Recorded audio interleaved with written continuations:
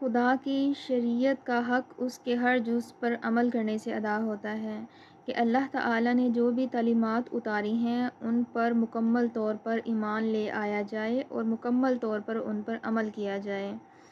اس میں ایک بڑی اہم حقیقت تو یہ واضح کی گئی ہے کہ اللہ تعالیٰ جو شریعت دیتا ہے اس کا حق اس کے ہر جز پر عمل کرنے سے ادا ہوتا ہے کہ اللہ تعالیٰ نے جتنی بھی شریعت دی ہے اس شریعت کا حق صرف اسی صورت میں ادا ہوتا ہے کہ مکمل طور پر اس پر عمل کیا جائے۔ اگر کوئی شخص اس کے ایک اجزاء پر عمل کرے جو اس کی خواہشات کے موافق ہو اور جن کو وہ اپنی خواہشات کے خلاف پائے ان کو نظر انداز کر دے، یعنی کہ ایک شخص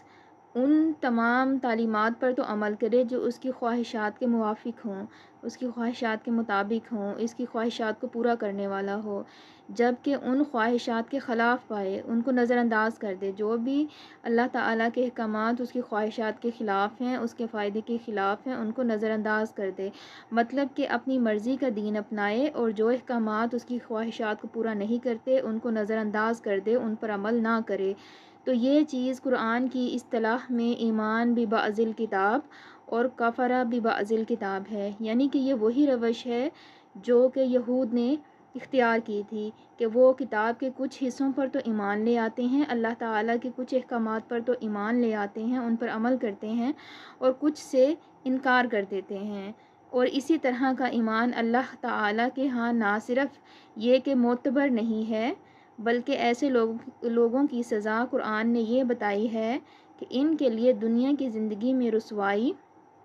اور آخرت میں بھی سخت ترین عذاب کی طرف دھکیلے جائیں گے، کہ اللہ تعالیٰ نے اسی وجہ سے یہود کو ذلت کا شکار کیا ہے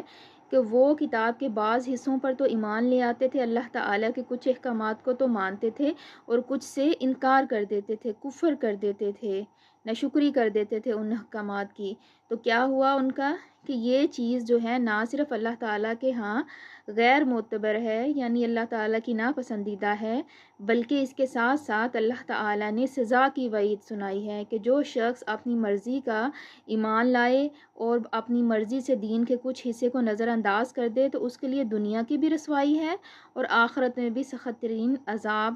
سے دوچار ہوگا۔ اس لیے ہمیں اللہ تعالیٰ کے تمام احکامات پر ایمان لے آنا چاہیے، کیونکہ اسلام کا تقاضا یہی ہے کہ مکمل طور پر دین میں شامل ہو جاؤ، مکمل طور پر دین میں داخل ہو جاؤ، اپنی زندگی کو مکمل طور پر دین کے مطابق ڈھال لو۔ اگر ہم یہ نہیں کرتے تو نہ صرف ہمارے لیے دنیا کی زندگی میں رسوائی ہے بلکہ آخرت میں بھی اللہ کے حضور ہمیں بہت سی مشکلات کا سامنا کرنا پڑے گا،